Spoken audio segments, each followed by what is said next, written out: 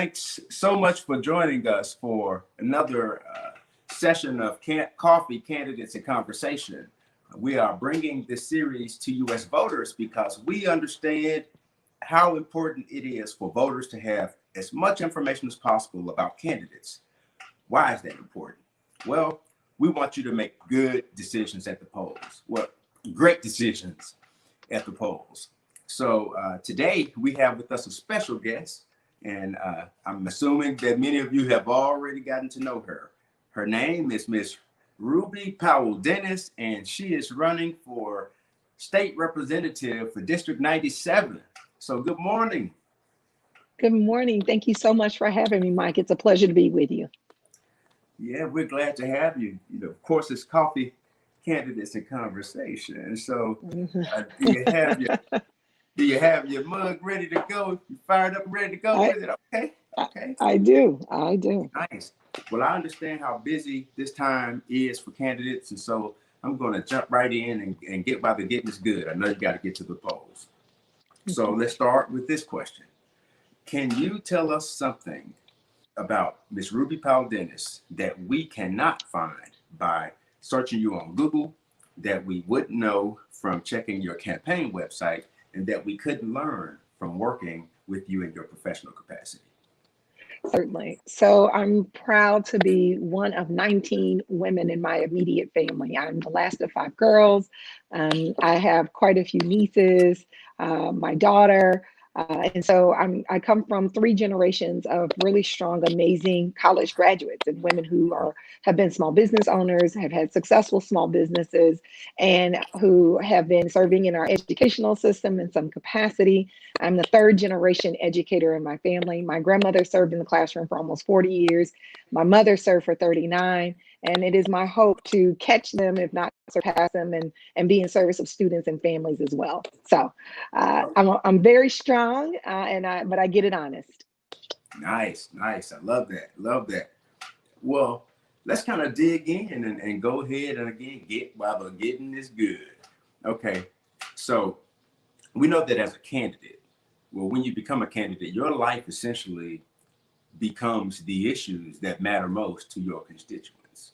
But there's a reality that we all sometimes forget as voters, and that is that you as a candidate are also a voter. So let's take your candidate hat off for a moment, set that to the side, and let's talk as a voter. What is the single most important issue to you as a voter, and why? Yep. So it would be our educational system. I benefited from a great public school education. My mother was a public school teacher, so was my grandmother. And I think a lot about when I was, so in high school, I was an international baccalaureate student. And so I had an opportunity to take some of the most rigorous coursework in the world. I mean, because you have the same curriculum in the IB program around the world. And that's when I became just very aware of, even then, the disparities in our educational system, and can remember leaving my classes, going to teach my teammates, because I was a 3-sport athlete, and going to my teammates being like, listen, this is what I learned. Are y'all learning something similar in your classes? And they were like, no, they weren't hearing about the same types of academic opportunities as I was. And it was really hard because these were, folks that I cared about, people I went to middle school or junior high school with, and I just didn't see them getting the same opportunities. And, for me, when I think about, our educational system now during a pandemic, I was a graduate student when Katrina hit. I also know how when there's, economic disruption or things happening in our broader community, we feel it in the educational system as students. And so that's on my heart and mind right now as a voter. And that is when I go in to push the button and vote, I'm also going to be voting, for leaders who are strong on education, because quite frankly, we need to keep our teachers, students, and families safe. And so supporting education and valuing our educational system is going to be an important part of that. Okay. Well, I want to sort of peel a little bit more out of the this education discussion. I've seen countless videos about this. Betsy DeVos she talks about it. You've heard Donald Trump speak on it, and now you have political commentators talking about it, and teachers are upset to even hear it. So decreasing the threat of decreasing federal funding for school districts who choose to go all virtual as a response to COVID-19. Mm-hmm. What are your thoughts on that? And what do you see happening, or at least what do you see as the best response for our school system, using your legislative or legislators' lens to evaluate how to handle it? Yep. So teachers and school system leaders did not choose to have student funding tied to student attendance. And so because our school budgets are tied to, daily attendance, I mean, to be quite honest, so my background is in schools and working on the national side with budgets. If you want to be super technical, we actually track, quarter hour increments. So if a student doesn't show up to school all, 8 hours or whatever of a day, the school gets docked for the hours that the student misses in the state system against their budget. And so right now, the way our schools are set up, it just doesn't match the reality of the world that we live in. And I'm sure that when folks are crafting our school formulas, that they had the best intentions at heart, but they were not thinking about what if there was a legitimate reason why thousands, hundreds of thousands of students across our country could not go to school. And so it all of a sudden makes that formula inadequate. So instead of penalizing adults for something that they had no control over, teachers didn't write the policies, school and system leaders didn't write that policy. It came from legislators decades ago. We need to begin to reimagine, well, now that we are in the midst of a pandemic that shows no signs of slowing down in the next couple of months, how do we then set our schools up to be successful, fiscally successful long term? So instead of punishing schools and threatening schools and teachers, which is what this actually is, people should be spending, particularly our president and our secretary of education, should be working with thought leaders across the country, state legislators across the country, to figure out how to untie school budgets from student attendance and instead tie it to metrics that we know schools and systems can live up to during a pandemic. So for example, instead of that, look at how many schools are trying to procure technology, give them some credit and support and financial resources to do that, right? If you see how many schools are distributing lunches, because our nutritional services has to count every apple, every orange that goes out the door. Use something like that. How many meals are served in under-resourced communities? There are lots of metrics and data that we collect in our schools that tell us what is going on in our buildings. Instead, we should pivot to utilize one of those metrics instead of threatening school teachers, threatening school leaders, threatening system leaders, that if they don't, deprioritize their own life and the health of their own families in service of others, you're making heroes and villains out of folks at a time where that's just not the appropriate approach and it's not thoughtful leadership. Wonderful response. And I won't even ask you what you think about our Secretary of Education, even trying to inadequately speak on the topic. But let's sort of push on through then, because you tapped on something that I think that Shelby County Schools is making great strides toward. But we know that it's not just Shelby County schools that's facing this. We have schools in general across Tennessee, schools districts in general that are facing this. So let's talk about digital equity, because the reality is we do not have a stronghold on knocking down COVID-19. If anything, it has a stronghold on us. And so, I mean, what can we do? Do we have a plan in Tennessee that you know of to address digital equity? And if we don't, what would you propose? Yep. At Shelby County, our county commissioners have been working hard the last several years. The 2021 fiscal budget that was just passed has some additional money in it so that we can continue our work to move toward providing free Wi-Fi and hotspots across our city and county. I mean, places like Denver, Philadelphia, they have it. If you're in the city, it may not be the fastest internet, but it is free and available. And so I think that, we have lots of exemplars around the country where we've seen this happen. Our county commission and city council have been working on this. There's some infrastructure built, but again, it takes time. There's no way in which you can just throw up infrastructure super fast, especially if you've seen, other major capital improvements. It takes time. There's a process. You have to bid it out. There's some fiduciary responsibilities that come with that. And so we're on the path, but unfortunately, the timing is just not ideal. But again, it doesn't mean that we dial it back. It means that we continuously, work towards supporting our municipal leadership because they are doing everything that they can. At the state level, we have an obligation to begin to have a broader conversation around, well, what does Wi-Fi access across our state look like? If you are in a rural community, you may have to be on dial-up or some other very slow form of Wi-Fi.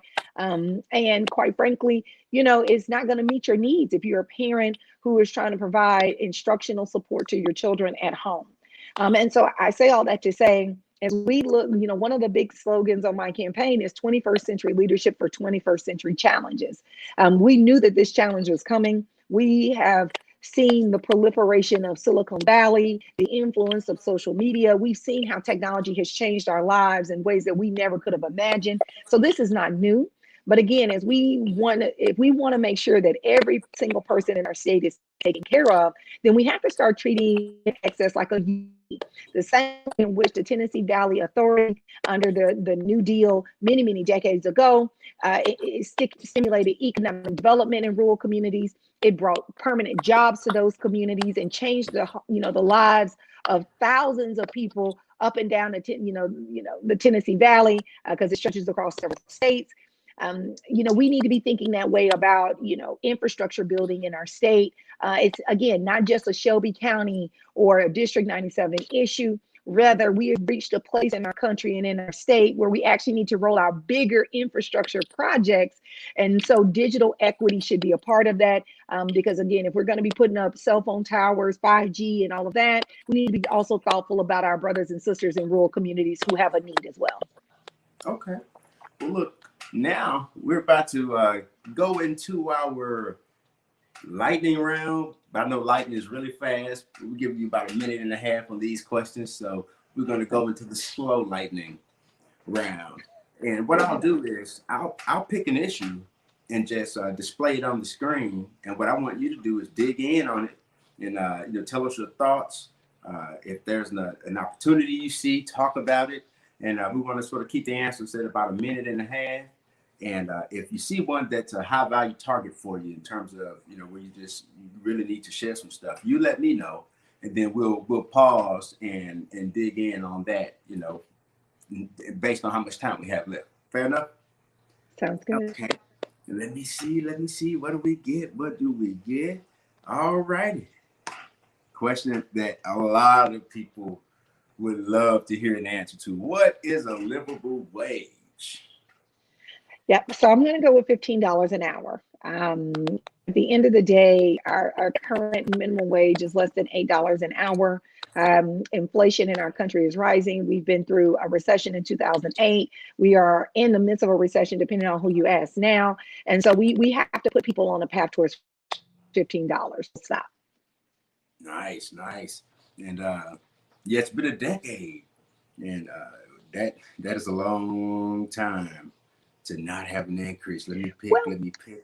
A lot has changed. While you're pulling up the next question, a lot has changed. I mean, when you think about the cost of gas, the cost of food, the cost of milk and eggs, I mean, at the end of the day, you have to pay people so that people can live. When people don't have a livable wage, it impacts their ability to get to work on time. It impacts their ability to provide childcare for their family. It has lots of implications. So, at the end of the day, somebody is making money.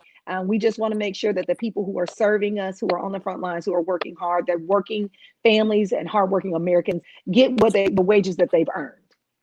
All righty. Well, then let's keep digging in. Expansion of Medicare. We said no to $1.4 billion to help Tennesseans in our legislature, in our House. Thoughts on that? And keeping that in mind, I want to throw this out to make it a little more saucy. Tennessee ranks as the 7th worst state in the nation for hypertension, and I believe so. It's hypertension. It is heart disease. We're the 5th worst for heart disease. I'm sorry, 7th worst for hypertension and heart disease. 5th worst for diabetes. We're the 3rd worst for stroke, and it costs the state of Tennessee $5 billion per year. Keeping that in mind, what are your thoughts? Yep. So we need to accept of the big pushbacks that Republicans and the GOP is giving around why they haven't accepted it is because if federal aid support goes away, that the state cannot afford the cost of that expansion on its own. However, we're putting $527 million into our reserves in a rainy day fund. And so my question is always, if this is not a rainy day, then what is your definition of rainy day? Because again, we have the money that, we need to accept the Medicaid expansion while there's federal support for it. But also we can't just continue to put money in a rainy day fund and allow people to die on our watch as leaders. So the short answer to that is we need to accept the expansion, but also recognize that, we need to put money in reserves when we genuinely have a surplus, not when we are actually diminishing social services to tax-paying citizens in our state. Right on, right on. Well, let's push on through. What about then this issue that is directly connected to the one that we chose before? And really even to this, and we talked about what is a livable wage. Then we talked about healthcare. This people who live in this class generally struggle with both poverty. Right. So systemic poverty in our country is decades long of bad policy that blames people for being victims of poverty as though it is a choice. And so I think first and foremost, we have to write legislation that is understanding that if you simply under-resource a community or a particular zip code, I'll use one because District 97 is actually a more affluent district. So the median household income in our district is higher than it is for the city of Memphis. It's about $35,000 for the city of Memphis.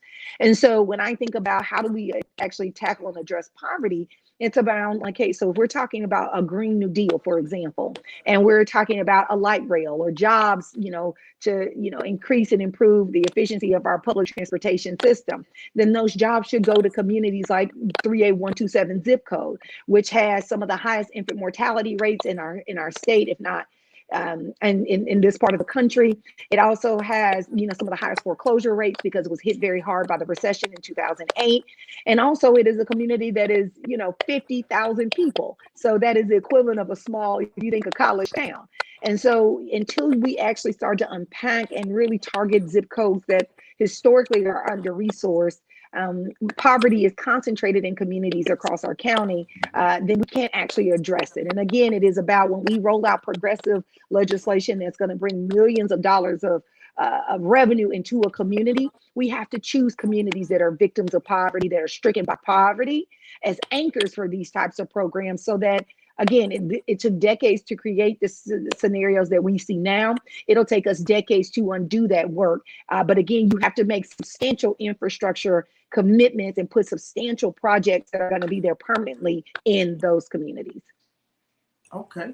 Well, let me toss this up because we're talking about change, but what about this fact? 72 Republicans and 27 Democrats. How do you plan to get things done? So first, I believe that those numbers are going to change. I see progressives and Democrats running all over the state, challenging Republicans who previously had no challengers. They're viable candidates. They're raising money. They're getting the word out. And if their turnout looks anything like what we're seeing here in Shelby County, then I'm confident that we'll have more than 27 Democrats. So I'll say that first. Once we are all elected, then we'll start to file legislation that, again, does things like targets communities that historically have been underserved. We'll need to also lobby, because I also believe of the Republicans who are up there serving, there are individuals who care deeply about kids. And so when it comes to changing the formula for student funding, to move to a weighted school funding, I'm going to work with champions who also care about having that, type of legislation passed. I believe that there are some issues like healthcare, because this legislative session alone, there were 2 Republicans who sponsored a bill to ideally put us on a path towards the Medicaid expansion. So I say all that to say, when you file lots of good legislation that doesn't get hung up in subcommittees, you're lobbying on both sides of the aisle, you do your research as a freshman legislator to find out, in the last couple of sessions, what types of legislation have your colleagues tried to pass? Who can you partner with to co-sponsor a bill? When you're doing that kind of work, then you can start to see systemic change. But I do believe that public opinion is on our side. I believe that, we are holding current leadership accountable. And by the time I take the oath of office, January 2021, we'll have far more Democrats than 27, and public opinion and lots of data on our side around the true impact of COVID-19. And if that is not enough to move those Republicans and to get them to pass legislation that works for all Tennesseans in the state, then we'll continue to make sure that we work with other Democrats to get them voted out. All righty. I like that. I like that a lot. Well, let's talk about something that is happening across the country. And, it's the legalization of cannabis. We know that people who suffer with glaucoma, some with cataracts, and there are even studies that suggest that there are beneficial, after effects for cannabis treatment for even with children who have certain types of autism. So what do you think about that?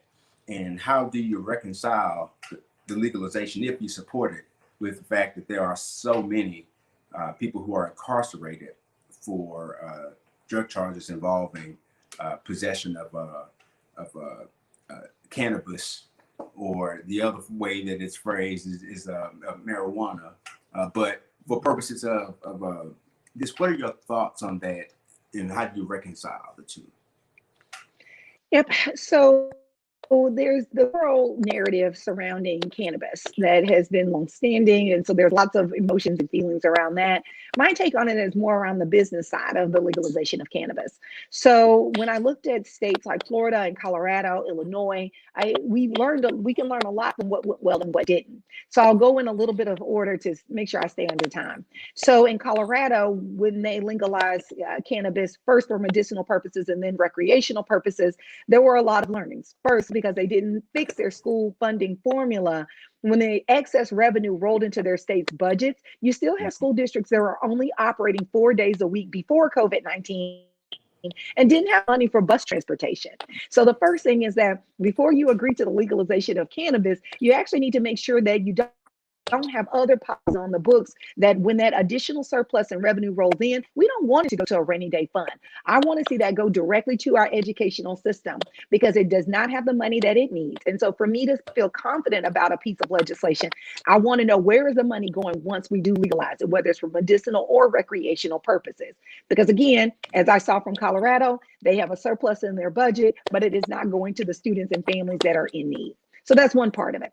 The second part of it is vertical integration. So in the state of Florida, when they passed their legalization of cannabis legislation, they required that you had to have vertical integration. That means in order to procure a cannabis license, you had to own every part of the supply chain, from the seeds to the sale.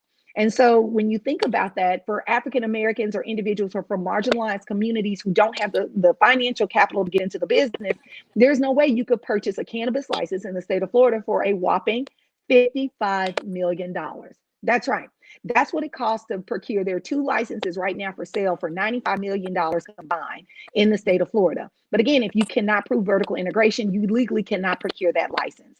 So that's also a part of it. We can't have a vertical integration requirement because then you basically guarantee that the consolidation of corporate entities in the cannabis industry are the only ones who will be able to operate.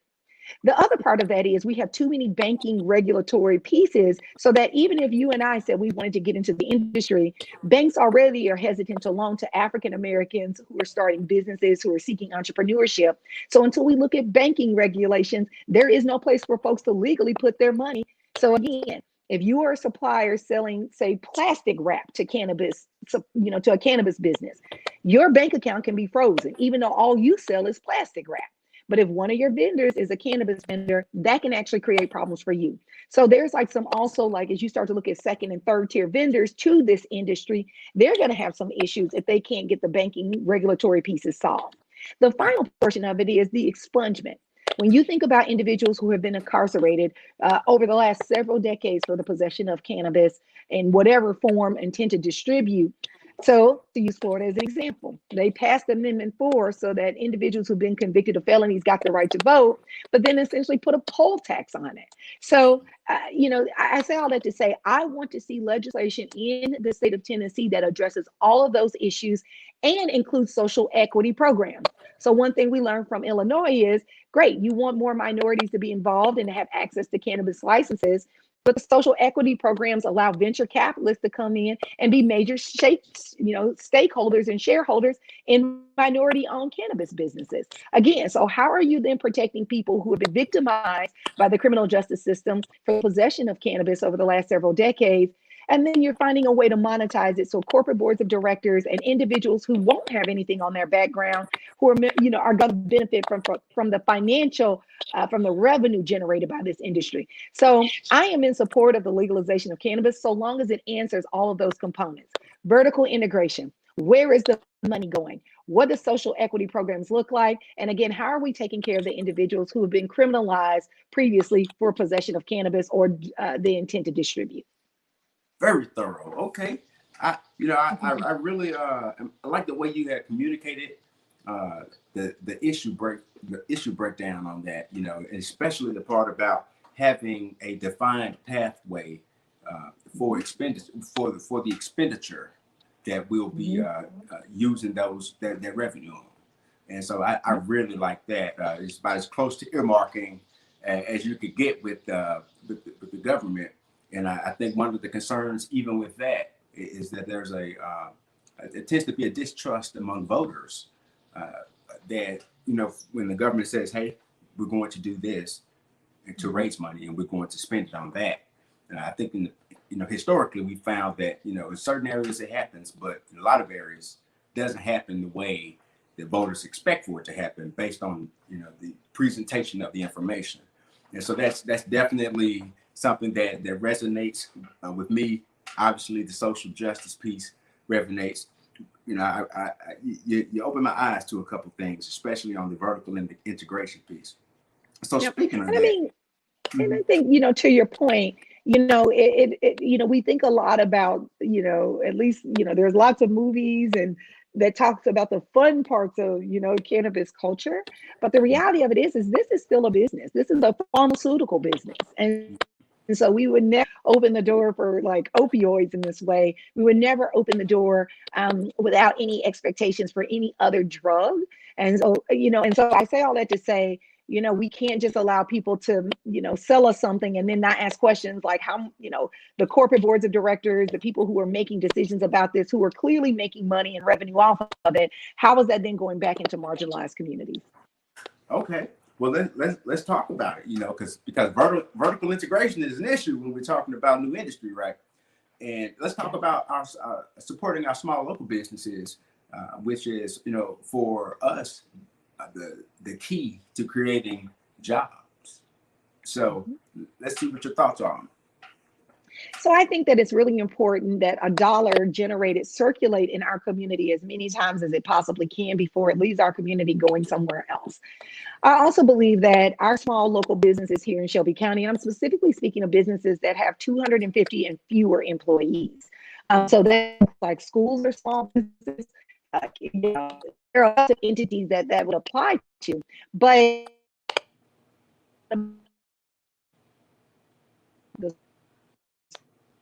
Memphis, because we are a tourist destination that they need and the loans and grants and support that they need to continue to thrive. Because again, we had economic downturn, in 2008. There are still businesses that, that did not reopen after that. And so to, figure out how to navigate this pandemic, we have to make sure that small business owners, particularly businesses owned by women, businesses owned by people of color, BIPOC, Black, Indigenous people of color, that those businesses are taken care of. Because when you look at, the broader picture, women and individuals who are people of color tend not to have the same support and financial resources. And so we want to make sure that as we talk about like the Green New Deal, infrastructure building, the legalization of cannabis, all of these, which are potentially revenue generating sources that are going to be regulated by government, how can small business owners be competitive in their state contract process, in the RFP process? Again, until we start to make sure that these steady revenue streams are flowing into small local businesses, we can't keep having corporate bailouts. Like, we can't keep bailing out big organizations, big entities that, they might maintain a corporate space here in our city or county. When tax incentives end, they're gone, moving on to the next city. We have to take care of the people who love to live, work, and play here and keep our dollars circulating. Amen to that. Well, it's time for our last question and our really big question. And I asked this question of everyone who comes on Coffee, Candidates in Conversation. That is the SWOT analysis. I'd like for you to look at District 97, your legislators hat on, and tell us whether you see as the greatest strength, the greatest weakness, the biggest opportunity, and the biggest threat to District 97 moving from where it is today to where it can be tomorrow. So our greatest, the people. I've had an opportunity to connect with thousands of people virtually, for sure. And like, I've been at the polls, this will be day 8. Socially distance and also connect with voters to understand their issues. And I still firmly believe that our greatest strength is the people, our ideas, our passion, our zest. When I drive around the district, I see how proud people are to take care of their lawns, to support their neighbors, to support our schools and our students. And so definitely it's our people. I would say a weakness is that, if we don't stay in community with one another and we see our neighbors, our colleagues as a threat, then that is actually an area where, we could potentially stumble as a district. District 97 is a more affluent district when we are compared to, say, some of the districts that are adjacent to us. And so, we have to do a good job of continuing to care one another. Senator Coley, who is the incumbent, who is not seeking, he was passed legislation around, keeping women and children safe. And so if we don't continue that could become a weakness for us. We have to continue to take care of one another. I think a huge opportunity is, of course, the option to elect new, fresh leadership. I'm running in part because I see myself in neighbors. I see families trying to figure out, how to entertain their children so that you're not indoors during this pandemic. And so I think that we have just an incredible opportunity to new that is going to continue to lead our district in a way that's innovative and transformative, because we are a vanguard district. District 97 has launched a number of transformative public servants who, like Trey Hargett, our current Secretary of State, he served. He was a state rep in 97 when he started his career. And so our district continues to be filled with lots of talented, outstanding leaders. And so I believe that we have an opportunity to select strong leadership that is reflective of our district. And finally, I would say the greatest threat right now to our district is that, we can't afford to just be pleased with all the good things that are happening. Rather, we have to continue to move forward. Progress is not locked in. That means that and I'm seeing this in our municipal leadership. When I read through their budgets and all of the documents, the minutes, particularly for like Bartlett and some of the other verbs that are in my district, I see 4, 5, 10-year plans, record numbers of census completion rates. And so I believe that if we dial that back in any way, that will pose a very real threat to our district, because again, cessation rate, federal funding for the next 10 years. And so I think that if we dial anything back, that'll be a threat to our district. But we also have an opportunity to model what does it look like to go from good to great and great to transformative, and to continue to be a support to, of course, the adjacent districts whose affluence and communities are, facing some real challenges.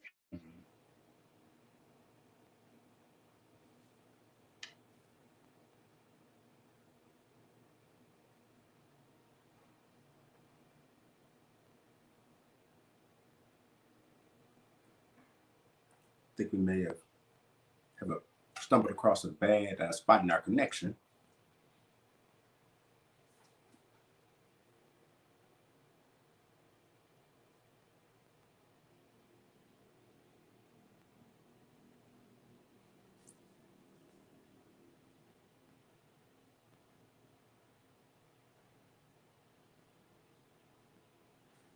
Can you hear me?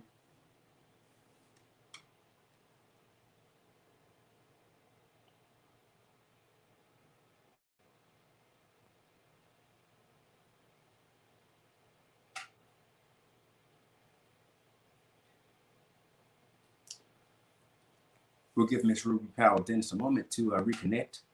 She's coming back online now. Hey, can you see me? I'm not sure what happened.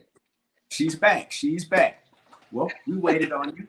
And so, but you were sharing with us that the biggest threat is, that if you dial it back any as it relates to being forward moving, that it could really slow you down. And so I think you have really done a great job laying out all of these different perspectives and sharing really good information with voters. And so, at this point, I'm going to share a word or two with those who are watching, and then we'll give you the opportunity to give the last word and tell voters why you deserve their vote. Fair? Mm-hmm. Cool. All right.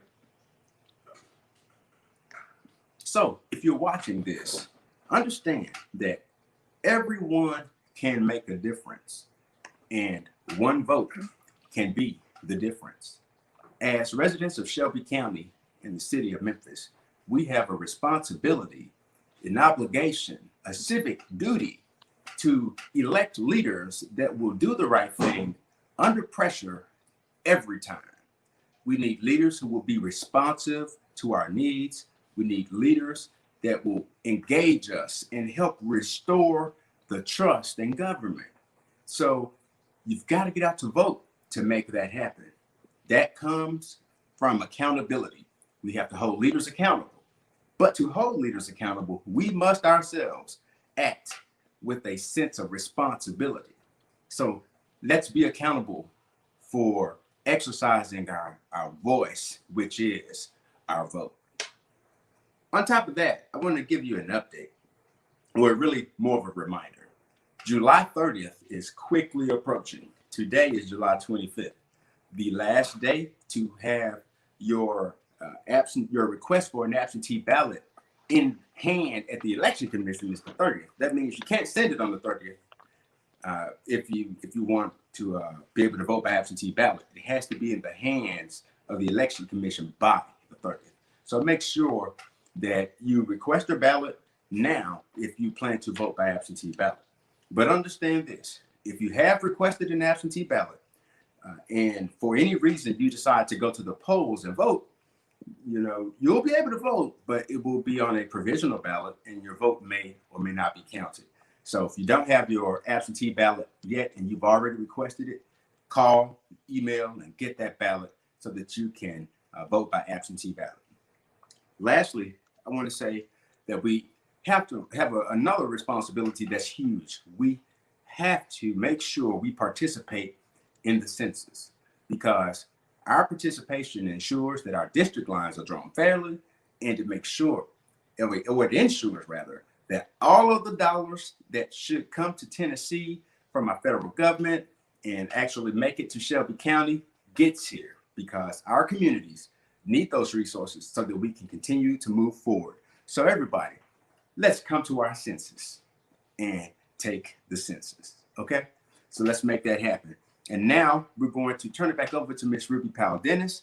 And before doing so, I want you to know that you can find out information about Miss Dennis and her platform at her website, which is www.rubypowelldennis.com. And you can also check her out on Facebook, and it's facebook.com/rpowelldennis97. You can find her on Twitter, twitter.com/r_Powell-Dennis97. I left the 97 off on that one, or is that right? Did I get it right on that one, or is it wrong? It's only one R Powell-Dennis 97. Okay, all platforms. Gotcha. Yeah. Okay. And then on LinkedIn, it's linkedin.com/Ruby Powell-Dennis. Just rewind the video if it went by too fast. And so now, Miss Ruby Powell-Dennis, close us out. So I have experience working with multi-million-dollar budgets, I have extensive management experience. Some of my largest teams have had 25 people who were direct reports. So I've managed really big teams, people across lines of difference on age, ethnicity, sexual orientation, what part of town, whether they grew up in Memphis or grew up somewhere else. I am used to working with lots of different people. My campaign staff is very diverse, a lot of women. So I'll cop to that, because I believe that women have a place, and there's a need for us, more of us in electoral politics. So I won't apologize for that. But I do believe that you need to build diverse coalitions, and I have already done that. And just, the last 6 months, we have not scaled back in any way, because I believe that you deserve leadership that works full time during a pandemic, that works full time when things are going well, and it works full time when things are not in our favor and it's hard. So I believe that I deserve your vote, because I will be committed to your work, committed to the issues that you care about. And if I can't address it right away, I'll own that. We're currently running a text message program that allows me as a candidate to intimately converse with folks right on their phone. We intend to keep that service until we can no longer have it, until something better comes along. So that way, a constituent who's received a text message from me, because I send those text messages, not someone else, I send them and I reply. You can always converse with me. So if an issue comes up, go ahead and reply to the text message you've received from me. I want to hear about it, because again, it's a 21st century. We have technology that will allow us to safely interact with our constituents. And so I am asking for your vote, because the connection you're experiencing with me now, my social media, my presence, it won't go away once elected. You'll always be able to get in touch with me. You'll always be able to find me. And there will always be a standing invitation for any group, community leader, to come and join me in Nashville, so that we can lobby on the Hill to get that legislation we just talked about that's so vital passed. Because I am just one person, but together we are stronger. Okay. And thank you so much again for joining us for Coffee, Candidates, and Conversation. And thank you, Ms. Ruby Powell-Dennis. Good luck to you on your race. And I'm sure we'll be seeing more great things from you. Yes, thank you. Stay safe, and I'll talk to you soon. Likewise.